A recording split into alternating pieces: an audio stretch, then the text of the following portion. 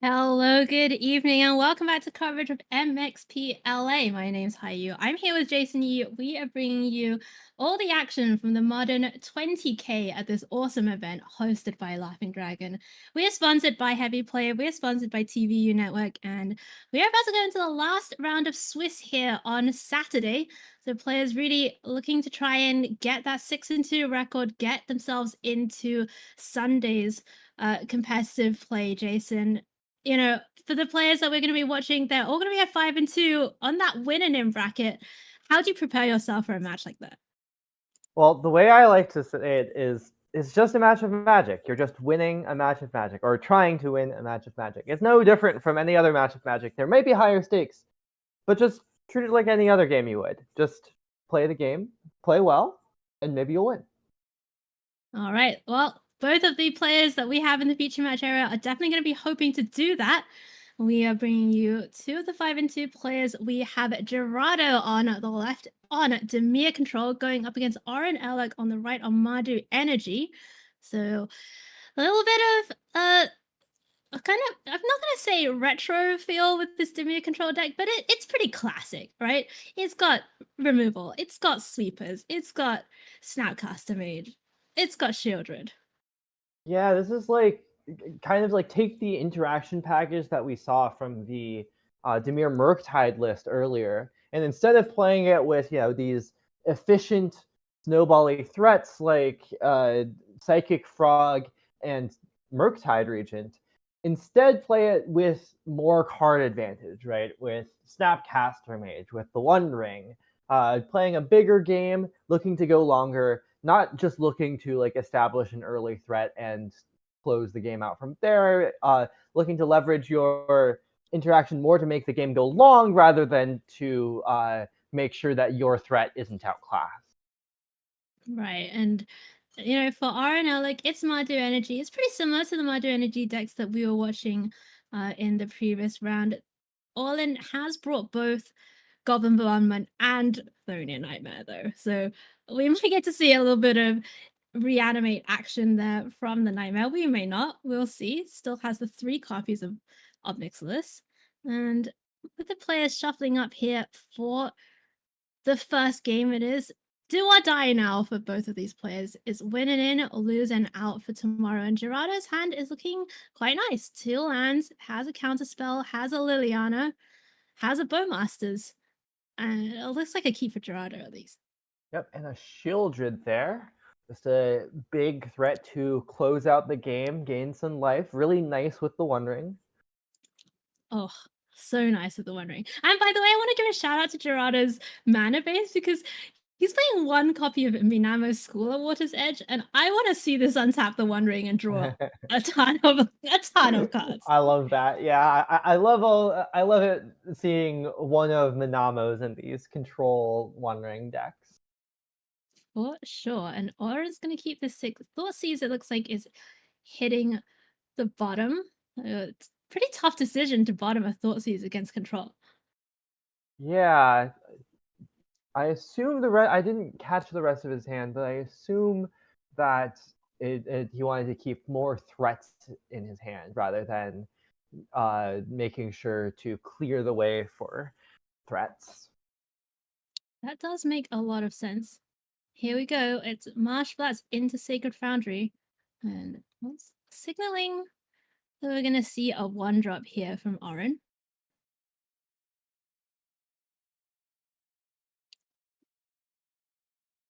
What's it going to be?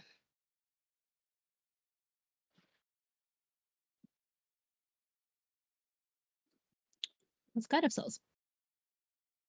Starting the energy train rolling. If we curve into Amped Raptor, that'll be a nice 3 energy to cast anything in the deck. Yeah, it's funny, isn't it? Because Amdrafter when you have 3 just feels incredible, and Amdrafter when you have 2 is like, it's just such a sweat. Yeah, you're crossing your fingers like, no flage, no flage. I don't want to exile my flage. Right. And here's Oren with the Ajani, though. That's going to be building up a nice reservoir of energy. It resolves as well. Gerardo does not have a 1-mana counter for it. Is playing 3 copies of Smell Snare in the main, by the way. Yeah, resolving the Ajani fully resolving gives Orin a bit of an idea of Gerardo's hand here, namely that it's probably pretty slow. Like any counter spell, any removal spell probably would have been pointed at either the guide or the Ajani. So that Gerardo doesn't have either of those means his hand might be expensive. Great point. And it's going to be under City Sewers for Gerardo. I think Gerardo only had 2 lands in the opener. Like, I think he probably needs to find some mana here. Yeah, that's the power of surveillance. Lets you find those lands. Much easier to keep an opening 7 with only 2 lands if you know you have an extra look at finding the third. It does keep whatever it is on top. I think actually Gerardo did find a land, so all is well on the mana front. Has Bowmasters. I think it's Bowmasters Counterspell, Archmage's Charm, I see. Liliana. And draws a ring for turn. Okay. It is slow though, right? And it doesn't really have a mass removal effect. Yeah, it's going to be pretty hard to keep up with this pretty fast start from Orin. The Bowmasters can only really kill the 2/1 cat, which is not exactly the one of these creatures you want to kill. That's the opposite of the creatures you want to kill. Well, may as well send. Okay, so now is there a bit of a chance here for Gerardo?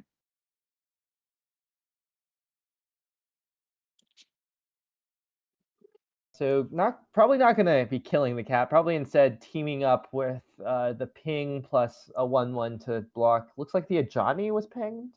Yeah, I think so. Wow, so brave. Blocking with just the army. Doesn't run into a removal spell. Gets the Ajani down. But I think now Orin's about to get some nice value with this copy of Chthonian Nightmare I just saw in his hand. Okay, so Chthonian Nightmare, which, by the way, like I am a huge recurring Nightmare fan. Like, I could not. I find it very difficult to pass that card when I see it in Vintage Cube. And so when Chthonian Nightmare was printed, I was like super hyped. And I feel like it's not quite necessarily found its home other than in this deck and really only occasionally as a one-off. But we'll see what it can do for Aaron here, if that is indeed what he has. Oh, it's a Flage instead. Okay, sure. That is more mana efficient, certainly. That makes a lot of sense. Gain some life, get some more energy. Yeah, Chthonian Nightmare is a sweet limited card, certainly, if you've ever played with it in MH3 Limited. One of my favorite archetypes is just taking a Chthonian Nightmare pack one pick one and figuring out what happens from there. I it's kind of sadly haven't played as much MH3 as I would like. I did play 30 Nightmare pre-release, which I loved. And for Gerardo, it's gonna be a Liliana. The last hope. Oh, that's a different Plus Liliana one. than I thought it was. Yeah. Well, it's so sweet in this matchup. Yeah, I guess so. I gets to snipe all the X ones. Right. Not the usual Liliana you think of when you hear someone say 3-mana Planeswalker Liliana that costs 1 black, but arguably better here. For sure. So Gerardo with the Liliana, it is just a one of as well. And Oren can put the counters on Guide of Souls. Does have 3 energy available this turn. That might be a good way to pressure the Liliana a bit.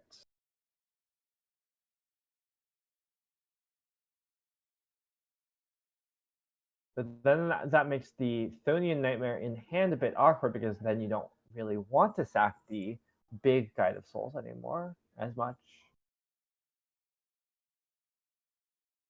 Yeah, for sure. I mean, it's kind of interesting because Oren can't kill the Liliana, right? So he's gonna go face, just try and like kill the player instead. But Liliana is ticking up there is a Bowmasters in the graveyard already for Gerardo, so he could even be getting that back with Liliana. Interesting Gerardo going was case. ready for the X1s. He was just ready for the X1s. Indeed, and if you team up the two of them, maybe you can take down some X2s as well. Okay, I'm listening. Here's a nightmare. So with a fourth land, you can go like Nightmare, get back a Johnny, and then Nightmare again, sacking the cat to flip a Johnny.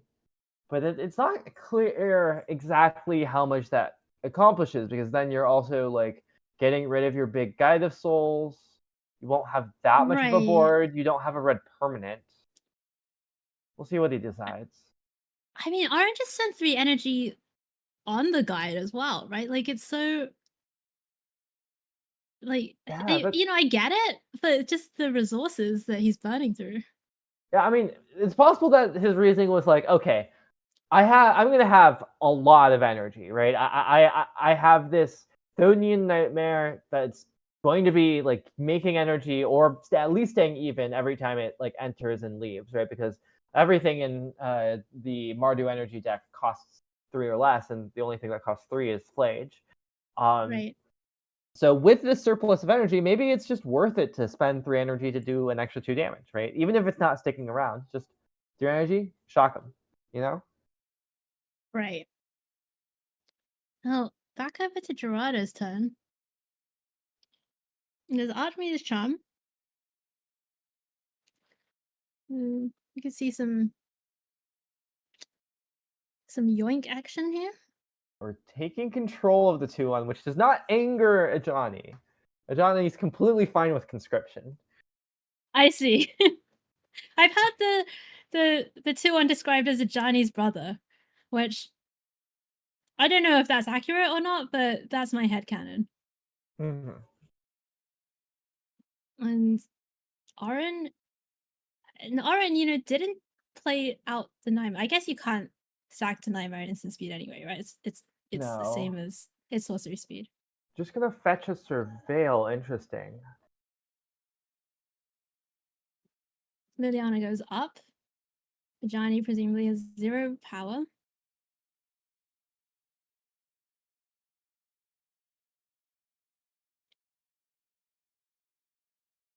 Okay.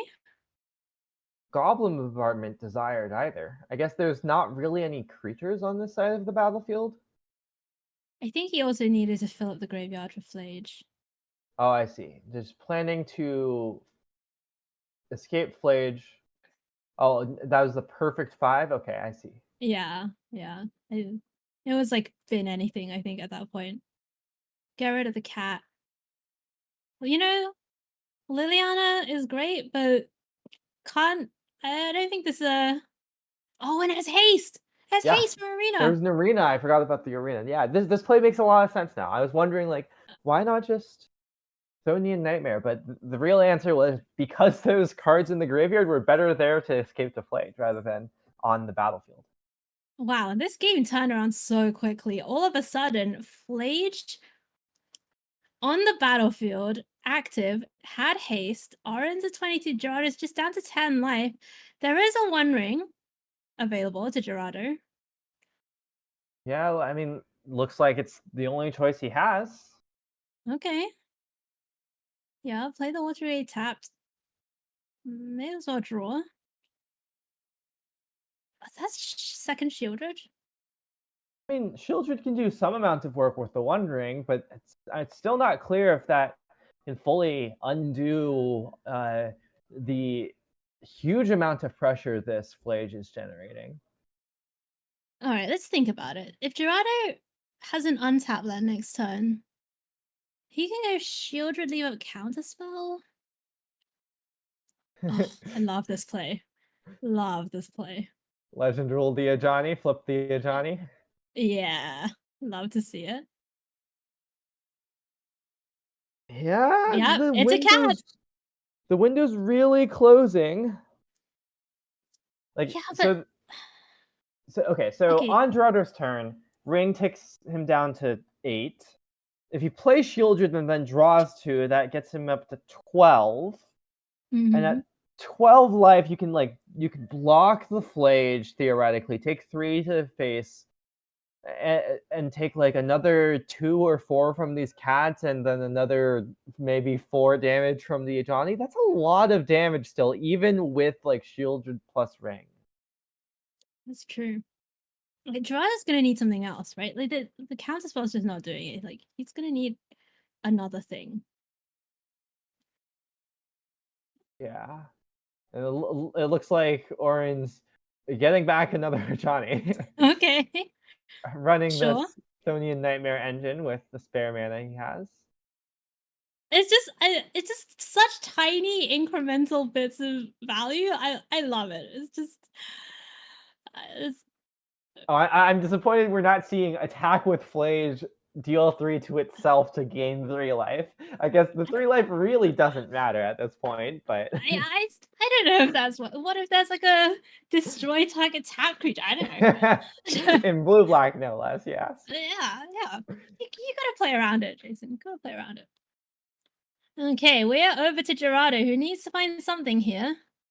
We know, of course, that there is at least I think 2 copies of Shielded for Gerardo. So here's what we were talking about. Shielded comes down, Gerardo goes up to 12. And what does he find?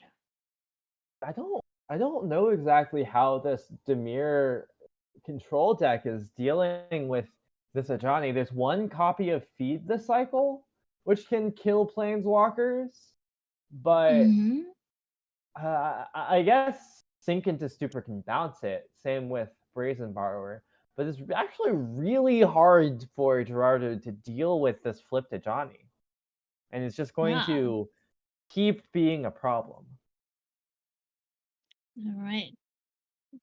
Over to Aaron's turn. Shielded trigger.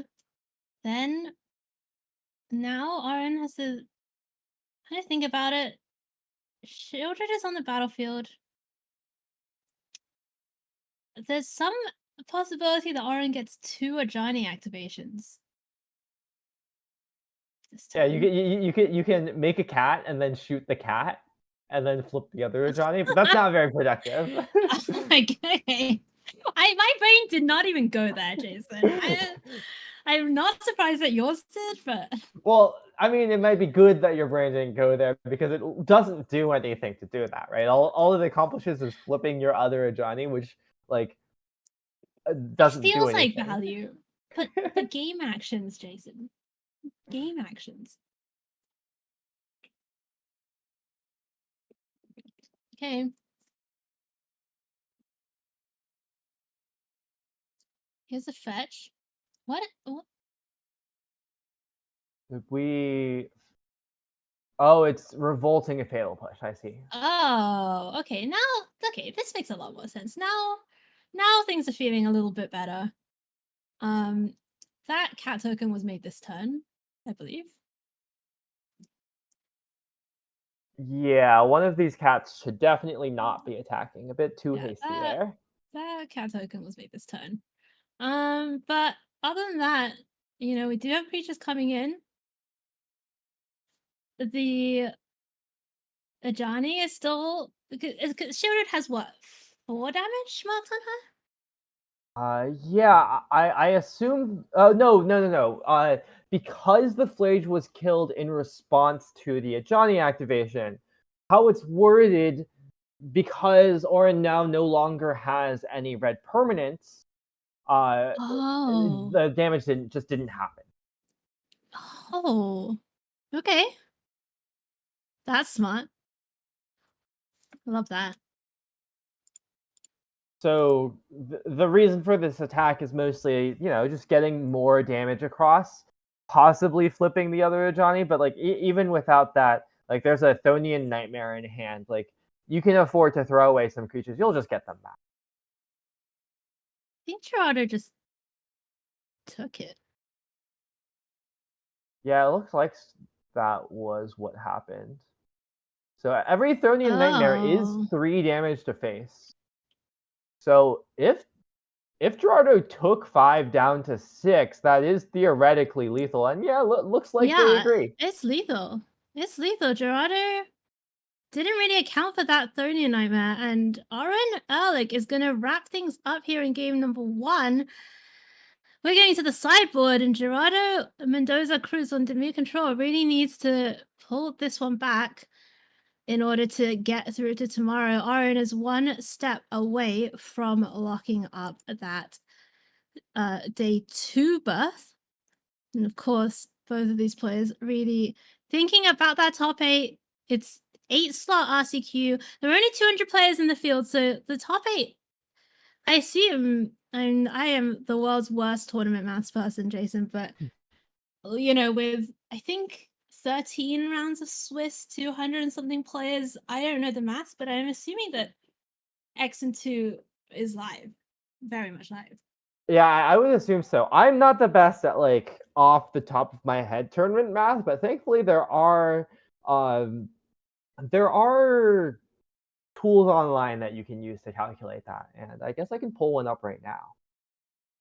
That's okay. We can the players can work it out. But I mean, it's far in the future, right? But now, it's about the match in front of you, and Gerardo and Aaron just wanting to kind of get this wrapped up here, get into tomorrow, and try and go one step at a time. Like you said, Jason, it's just it's just a normal match of Magic.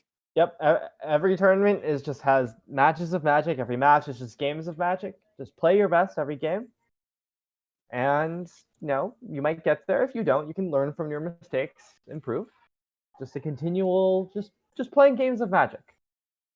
Honestly, Jason, like it's funny because you make it sound really simple. And obviously it's not that simple, but also for those of you who I don't know, maybe don't know Jason as well, haven't seen Jason in action as much. I've watched Jason at a lot of events, and it really has like some of the best mental game I've ever seen. Like I have seen you like 2 games down in the top 8 against Simon Nielsen, like just in all these like very tough situations, and you just look calm as a cucumber, just extremely collected, always look like you're having fun, and I love that about watching you play.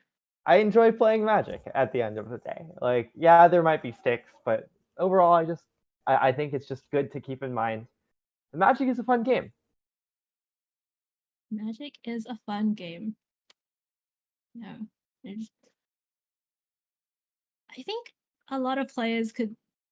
It's a good lesson, I think. I tend to get stressed out. Like I try to have this nice, like chill kind of demeanor, but when it gets to like the sticky situations, I find that my mind goes blank. Like I have to keep track of so much stuff, and there are just cards everywhere, and that tends to stress me out a little bit. But I agree, Magic is a fun game, and for one of these players, that game is gonna propel them into day number 2 tomorrow, and towards the top 8, towards the prize pool, towards those RCQ slots. Gerardo is going to be on the play in this game at number 2 with Dimir control. Going with the fetch, and let's see what Aaron has. Looks like another 1-drop on the way. Yeah, so sideboarding in this matchup, it looks like the Dimir deck doesn't have too much. I could definitely see bringing in the 2 surgicals to deal with Flage. That's almost certainly one of the scarier cards. Like we saw, it dealt like somewhere in the range of 9 damage that game previously. Yeah. And also, Gerardo saw a copy of Thonian Nightmare. He doesn't know there's only one, but it could definitely help against that too. Mm-hmm. Here we have Thoughtseize now from Aaron, and we're going to have a look at what's going on here. So we have Fatal Push, Spell Snare, Counterspell, One Ring, Land, and is that on the left? That's Feed the Cycle. New card from Feed Bloomburrow. the Cycle. It's like a Hero's Downfall, kill target creature or planeswalker, but instead of paying the extra black, so instead of being 1 black, you can pay just a single mana and a single black mana, so 2 total, plus foraging. So in this deck with no way to make food, I believe, that's exiling 3 cards from your graveyard. Oh, okay. Okay, that's cool. That's just a Doomblade. Yeah, so like And it especially in gets modern, planeswalkers, right? right? Like you're it hits planeswalker, any creature or planeswalker. And in modern, where you have all these fetch lands, surveil lands, and I don't believe, the Dimir control deck isn't really using its graveyard for anything else except I guess there's one copy of Cling to Dust as well. Um, Right. it's not that costly to exile 3 cards from your graveyard when you need to. And Oren helping Gerardo fill up the graveyard a little bit, thus using the One Ring, getting rid of that big source of card advantage, and knowing now about the various counter spells and pieces of interaction that Gerardo has in hand. We don't really have great information on what Oren is working with, but we will find out pretty shortly, I imagine. Yeah, the face-up spell snare is really interesting because obviously that's very narrow. Are you actually going to play a 2-drop into that when you know that they can answer it for 1 mana? But certainly, like at some point, it's gonna come to a head. Right, you kind of just gotta make them use it, right? Yeah. And that gives Gerardo the kind of space and time to get the tap land, do some more surveilling.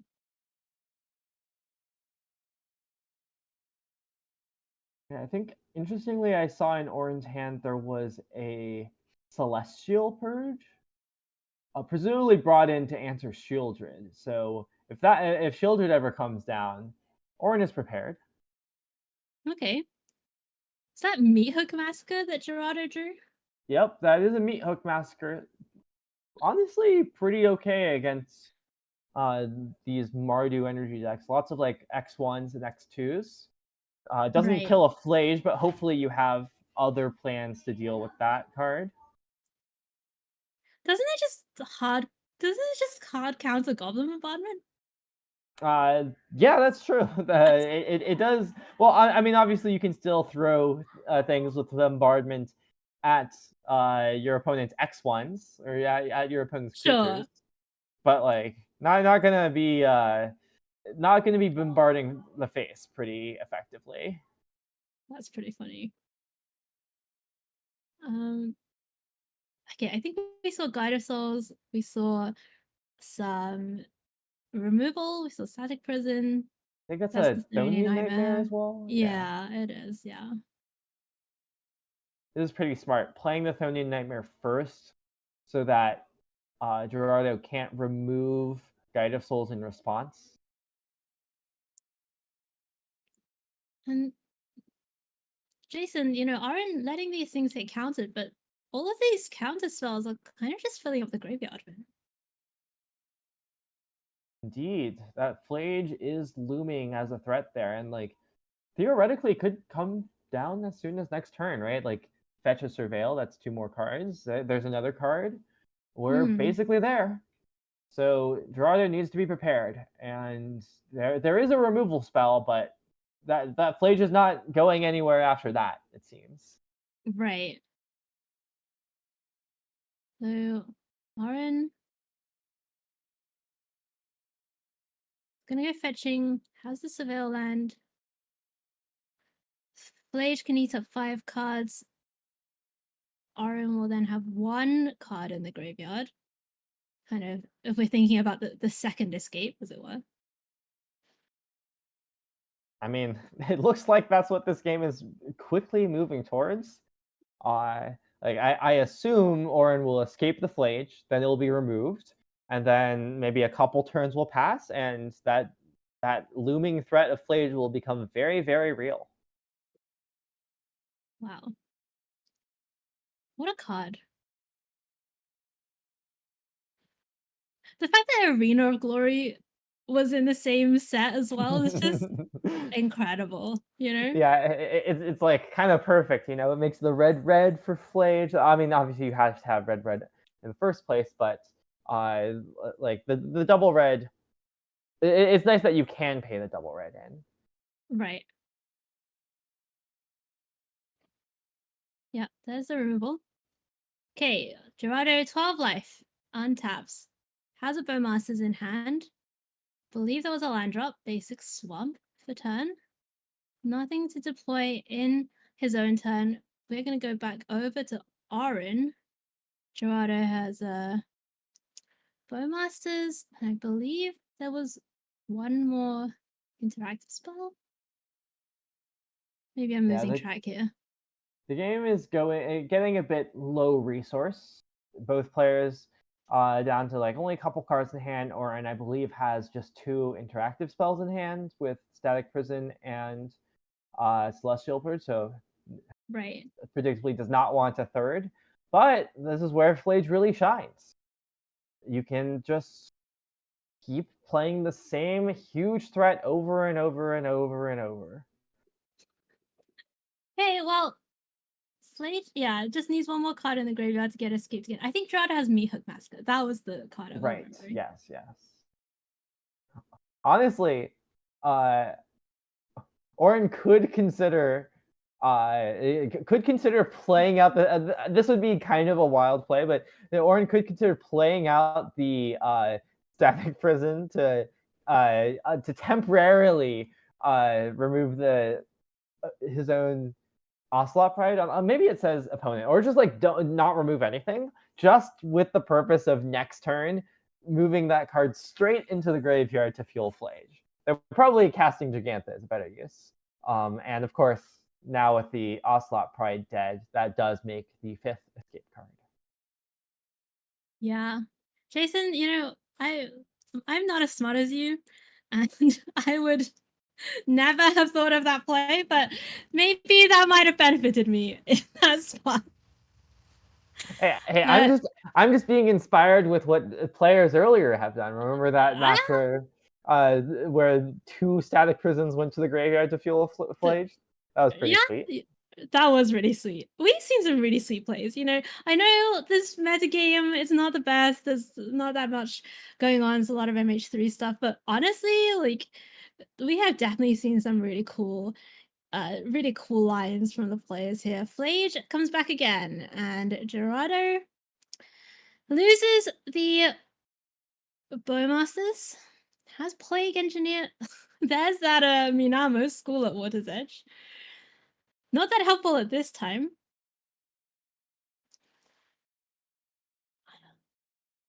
The Meat Massacre is not really gonna help. Well, you can untap it with Manamo, right? Yes. I agree. This is casting 101, right? Always agree with your with your co-caster. Plague Engineer. Okay. So Gerardo can Plague Engineer, name whatever the Flage is, Elder Giant. Yeah, unfortunately. Oh no! Unfortunately, the Plague Engineer doesn't have much of a chance to untap. Oh, and that's Gigantha. Oh my god! If Gerardo had one more mana, this would be so different. Like, it'd be so interesting. Gerardo needs to draw a, as far as I can tell, a Dark Ritual off the top of his deck in order to play a Meat Hook for 6. Okay. That's not in his deck, by the way, my friends. Unfortunate. Does Brazen Bar do anything? Does Snap cost do anything? Well, you can snap the removal spell, Feed the Cycle.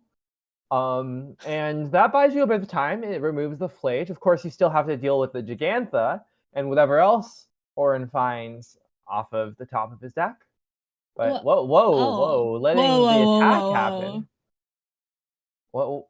Oh, okay. What is... Okay, interesting.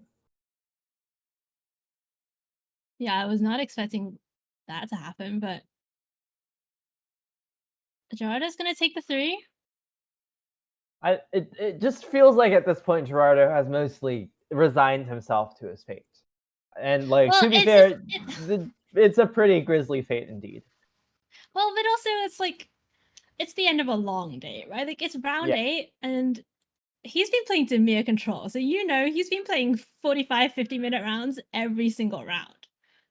And like, as somebody who very stupidly brought, oh yeah, here we go, galvanic discharge, and that's gonna wrap things up here potentially. But like, as somebody who brought blue-white win-con this control to her first constructed GP, let me tell you, do not do that. I was by round 6, I was just like seeing stars, Hey, that just is like upside to me. Even more Magic to play. Okay, you're a monster. Girado's down to 4 in the face of Gigantha. Oren is going to be playing a Blood Crypt. Clear why Let's it's see what untapped. I don't actually know what could cost so much mana. Oh, Ob Nixilis. Oh, Interesting. Mob Nixilis? Indeed. Which version is that? That's super cool. I don't know. There's a lot of fancy arts. And yeah, this forces Gerardo to discard that last card, and then also deals 2, and then also threatens to be lethal next turn. And I don't think Gerardo has any outs. I just don't think he has any way to deal with these 2 planeswalkers. The Archmage's Charm?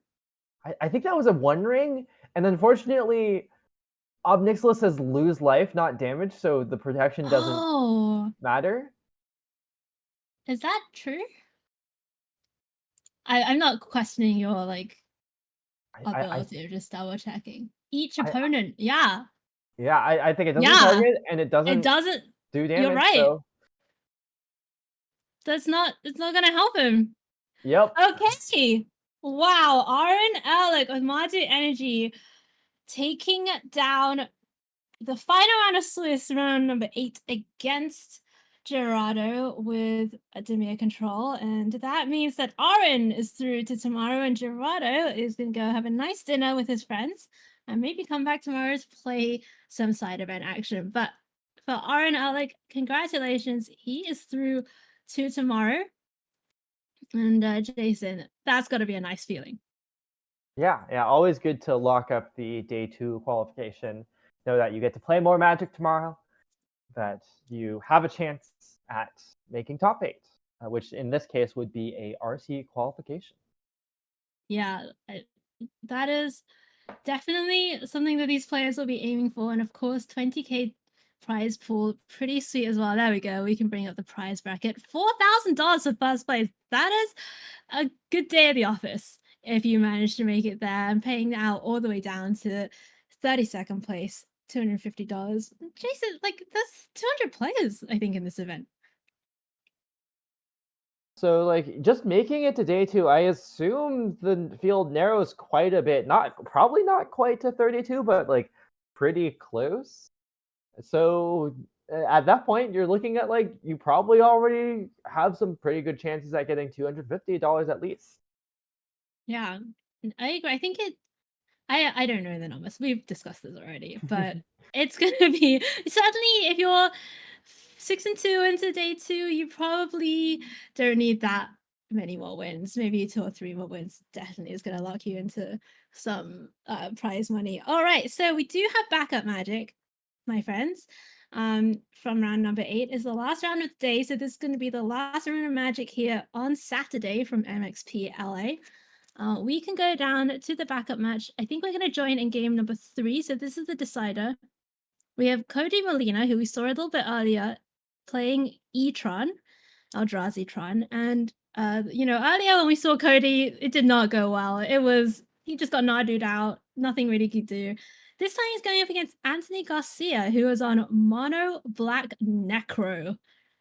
Those words have struck fear into the hearts of many a Magic player.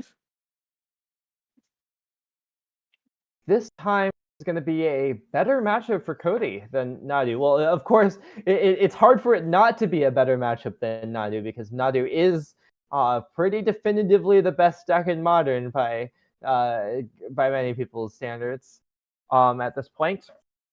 But Mono Black Necro, despite its namesake card Necro, mostly plays like a mid-range deck, right? you're mostly playing mono black mid-range stuff. You have in this case we have a bunch of discard, grief. I don't. Do we have a? We don't have grief scam here, do we? No, there's no I don't see scam. any. I don't think. No, yeah, There's, but still all the like good black mid range cards, along with like One Ring and Necro Dominance for card advantage, and like Tron goes over the top of that pretty decently well, right? right. I mean, it has some cool, it has the shielded necro thing going on. It has some Thoughtseize action. But yeah, like we could, if Tron gets off to a good start, like we could definitely see things happening here. We are joining game number 3, so it is the decider. Both of these players at 5 and 2. Do or die time yet again. This is a mole to 5 from Roll to Anthony. some amount.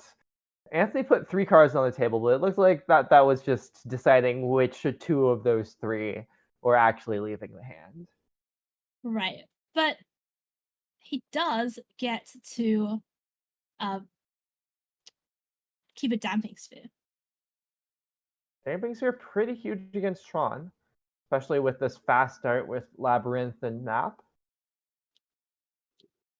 Yeah, Labyrinth exiling Ulamog. Map comes down. Power plant is the first Tron piece that we're gonna see. And Anthony says, let's just get this damping sphere down immediately. Does Cody have a Beseju? It looks like yes. I guess the next question is, does Cody have a green source? Definitely one Beseju. Doesn't get it, decides to go and get a Tron piece. Are there any other oh, nope. Nope, can't get that. Damping sphere on the battlefield. Wait, why can't we get the Tron piece with? I mean, you can get. Oh no, I mean he can, but I think he's just saying I'd rather get this green source. Yeah. Maybe there's a Beseju that like points to maybe a Beseju in hand, maybe a Sowing Mica Spawn in hand. Those are World Breakers, another card that costs green mana in this deck. Yeah, true. Definitely a little bit farther away from the Wild Breaker, but that is down. So let's have a look. It's All This Dust, Thornot Seer ×2, and Khan the Great Creator for Cody. And 2 All Dusts there as well. Okay. Honestly, a pretty good hand for fighting this black like mono black necro deck. Specifically Right. with damping, like even with damping sphere in play, you still have the 4 mana for like both Thought Knot Seers and Karn. Okay. Yeah, and Thornot Anthony says, okay, I'm just gonna get this Bowmasters down. You can look at the hand. It's removal, Bogart Trawler, which is I think that land is the MDFC, right? And then One Ring, Bogart Trawler is the 3/1 for 3 that exiles the a graveyard. graveyard on ETB. It's Right. also a land, and then same with the other Fell to Profane. I want to say maybe I'm not exactly sure. That's a removal spell. That's also an MDFC. So we're gonna see that. Right. Yeah. Okay. So Thornacia goes down. Anthony draws a card, gets in, and Mono Black is kind of on the attack here. And Cody says, well, how about second Thornacia? And This deck just plays all the MDFCs. yeah. The point of the mono black necro deck playing MDFCs is that it has a bit of a kind of combo, kind of synergy, depends on how you want to slice it, where you pay a bunch of life to either ring or necro dominance in order to draw a bunch of cards, and then you pitch those cards to Marja Wretched Sorrows and Soul Spike. Specifically, you need black cards to pitch. So most lands are colorless. MDFCs Right. actually have a color. Oh, okay. All right. So the land's doing double duty there to be pitched to these instant speed effects. Both Cody's hands like, I'm face gonna up on the remove it table. again. The double all this dust. Yeah, may as well. Is it another one? Oh, One Ring of His Own.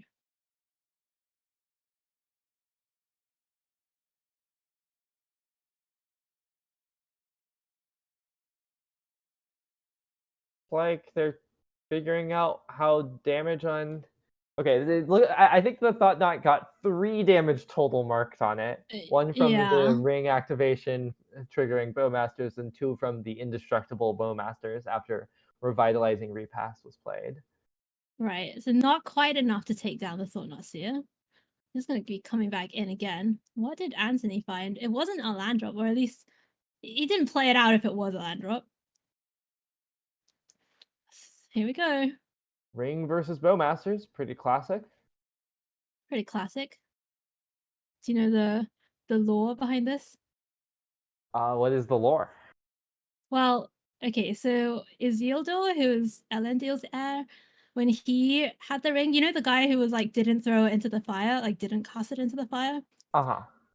He like is riding off with the ring and he gets ambushed by a bunch of orcish bowmasters and they I like see. shoot him into the water and he gets taken out. So like the One Ring being bad against orcish bowmasters is super flavorful.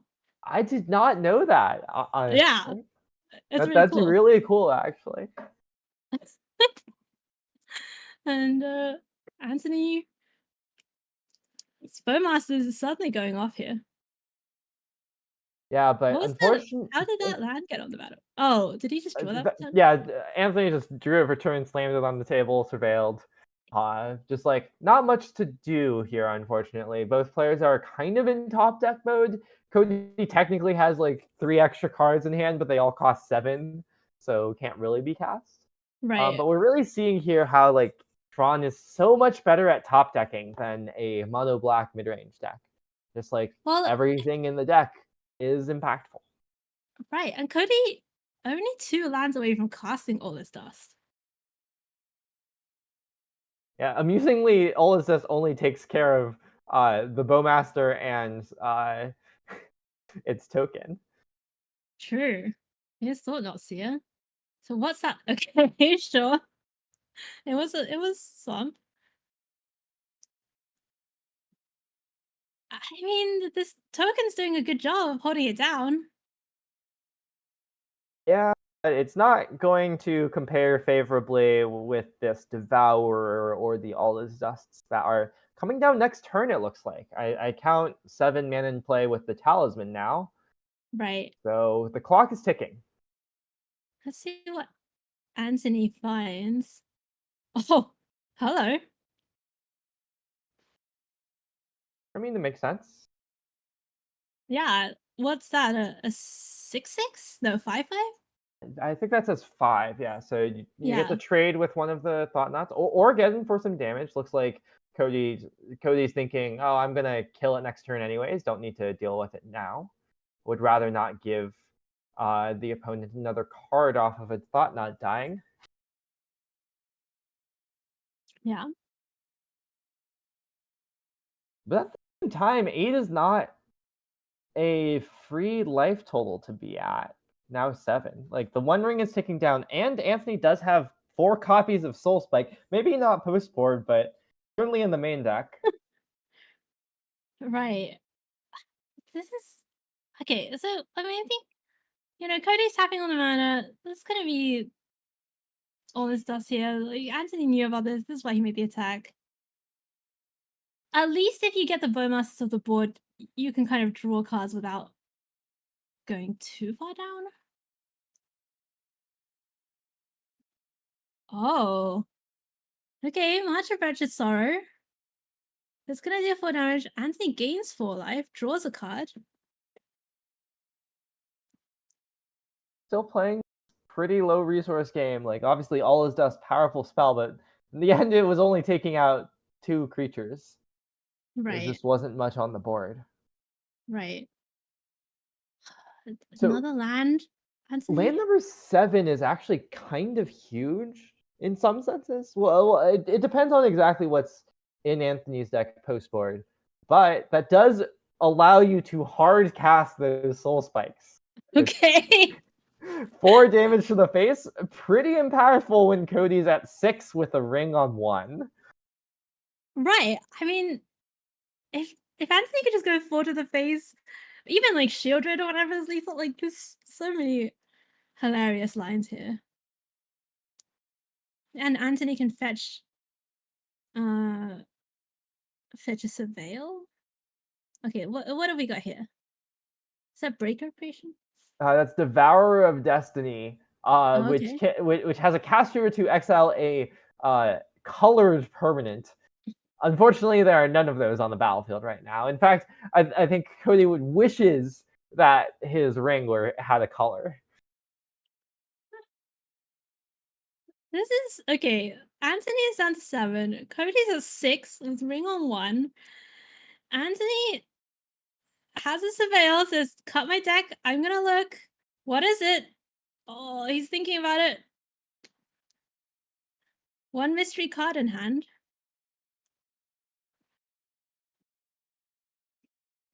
By the way, likely not a soul spike.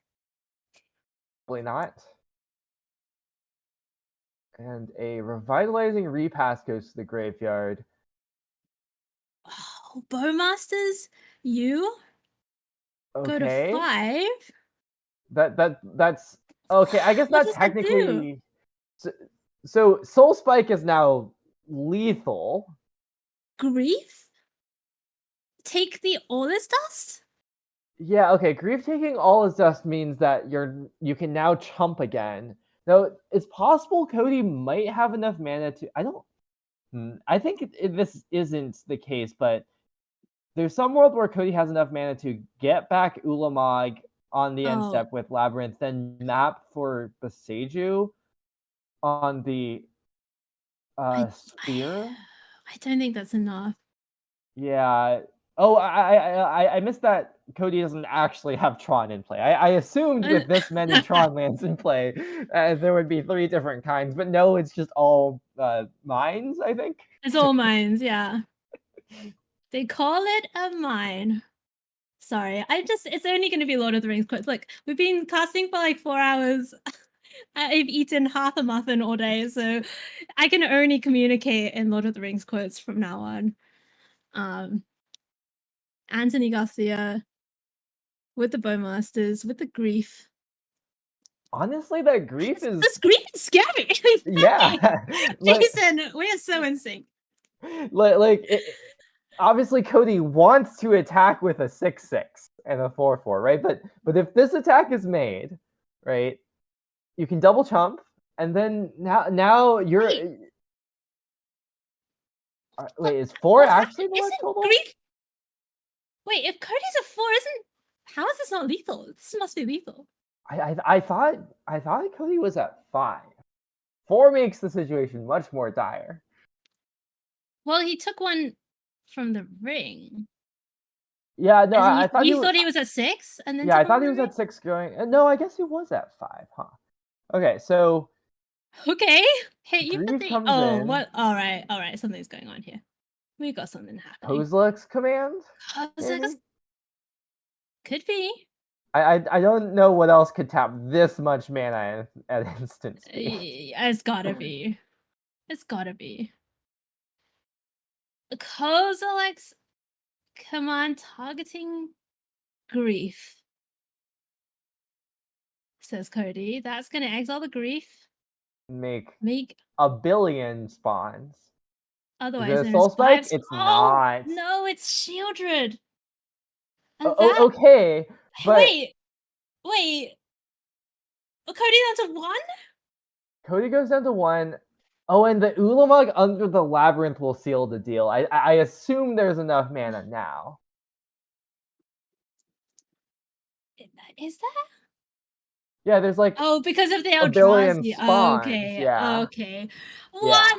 life. Oh my god, it What a cannot game. be closer. Yeah.